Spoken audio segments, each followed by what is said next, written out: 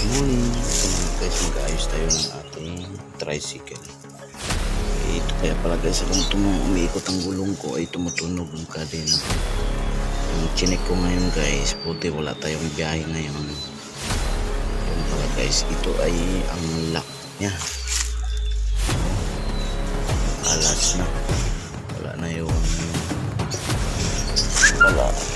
Dito na sumabit. Diyan na pumasok dito.